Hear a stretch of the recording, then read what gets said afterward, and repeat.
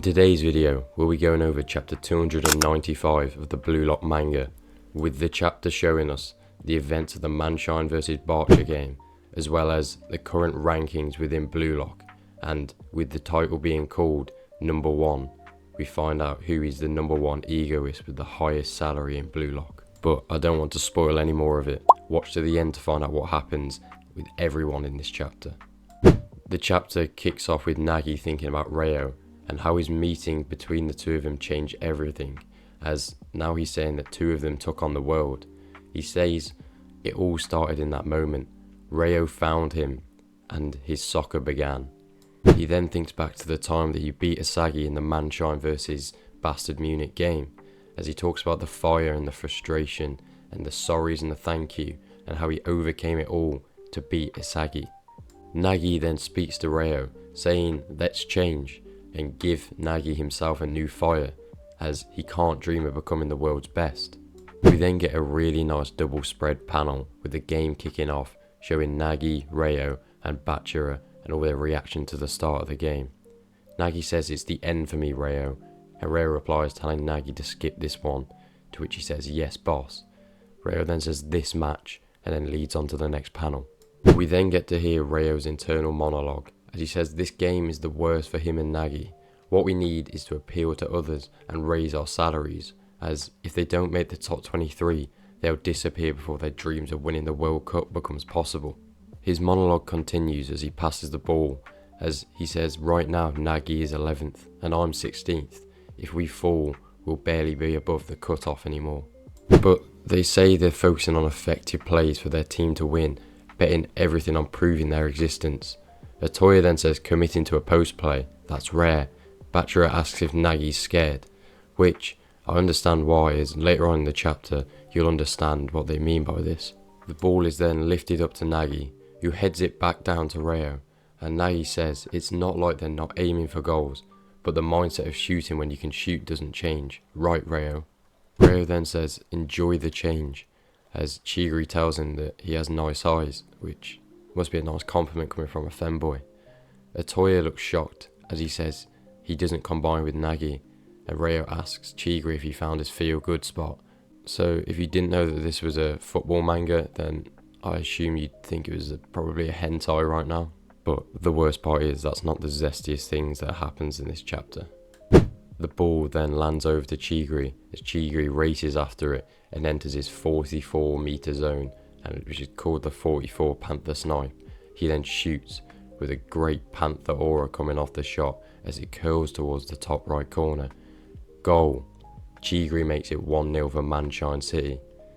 So, if any of you watched my Nishioka theory last week, you'll know that it's already out the window, as I predicted either a Nagi or Nishioka hat-trick, and I didn't think Chigiri would score, as I feel like his position was already secured in the Blue Lock top 23. Reo and Chigiri then celebrate together, and then he says, let's go, this is fine. He's got his first assist, and then Nagi will, but it cuts off and goes back to the original Bastard Munich game. But I guess we'll see what happens next week to find out what happens in the Munchen game, or whether or not they'll show it to us at all, as having his own spin-off manga, they might save it for that game. And if any of you are interested in keeping up to date in the Nagi manga, then check out my video I made yesterday on the latest chapter of episode Nagi. Anyway, the panel switches back to Ego congratulating Bastard Munich on being the champions of the NEL, as he said England versus Spain, which started at the same time, concluded a while ago. So does this mean that Munchen just destroyed Barcher by winning 3-0, as if they started at the same time but finished a while ago? It couldn't have been the same score as the Bastard Munich game, as he says that they have the results and the bid prices for everyone in Blue Lock, and he says now we'll start the final salary auction and broadcast it to all the teams. The panel then focuses on Isagi, and you can see Kurona and Igigori and Hiyori in the background, as he thinks back to the previous Blue Lock rankings before the game began, as he thinks it's here, the final ranking. The difference between him and Rin before the start of the match was almost 50 million, and he dedicated everything to reversing that, as he looks very locked in right now. We then see probably the most focused Isagi's ever been outside of a match in Blue Lock, as he stares up at the screen. Ego then says those who won the NEL EGOIST League and will represent the U20 World Cup for Japan are these 23, but Isagi doesn't care. All he cares about is being number 1. As Ego says the highest offer in Blue Lock, and Blue Lock's number 1 is... Sorry to interrupt right on the cliffhanger, but the channel is exploding right now, so if you wouldn't mind, like, subscribe and turn on the notification bell so you never miss an upload from me, as well as check out some other videos on the channel. With the final bid of 240 million, Isagi looks up to the screen in horror as Blue Lock's number 1 is Itoshi Rin. Which, before we get to the next panel and see Isagi's reaction, my reaction to this is why. It makes literally no sense. Yes, he's a great player, and he probably is the best player in Blue Lock, but the whole premise around Blue Lock is that whoever scores and wins the game should be number 1. That was Ego's entire philosophy.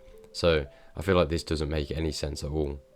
Ego then calls out Rin's name as being number 1 in Blue Lock, which then chills down Isagi as we see him blacked out in the manga and gritting his teeth as he says, "Seriously, I still can't reach it." Rin then calls over to Isagi and asks him what he's looking at and to lift up his face and look at the screen. He looks up at the screen alongside Rin and sees Isagi's name with a number 1 next to it with a bid of 240 million. Yes, that's right. Him and Rin are both tied for the number 1 spot, which personally I don't like, as the whole premise of Blue Lock is there's only one number 1, but it's nice to see that Isagi finally caught up to Rin. Isagi looks absolutely shocked as he thinks to himself he got the same offer as being 240 million and he's finally the number 1 in Blue Lock. Everyone else looks shocked around him as we see Chigiri with tears in his eyes, as well as Hiyori smiling at him, but also Yukimi is smiling as well, as if he wasn't preying on Isagi's downfall 5 minutes ago. The announcer then says, "Who would have guessed? Isagi Yoichi also got a bid of 240 million and finished at the number 1 spot with Itoshi Rin." Isagi in disbelief says he's number 1, and he repeats it again as he still doesn't believe it himself.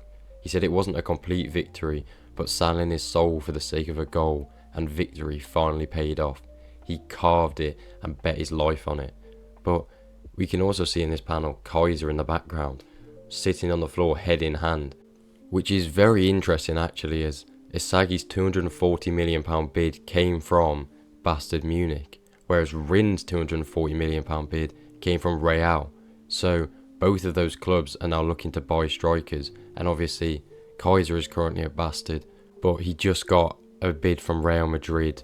But with them now bidding for Rin, and with Sai also being at Real, it looks like Kaiser won't have a club left, as Isagi will take over Bastard, and we assume Itoshi Rin will take over Real in the future.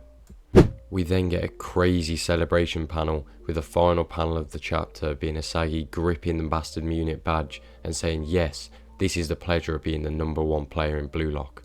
There's no break next week, with next week's chapter being called Brain Juice, so maybe we'll be focusing more on Bachira and the Munchen game. Anyway, thank you for watching, and let me know your thoughts on this chapter in the comments down below, and whilst you're down there, like and subscribe to the page. Thank you.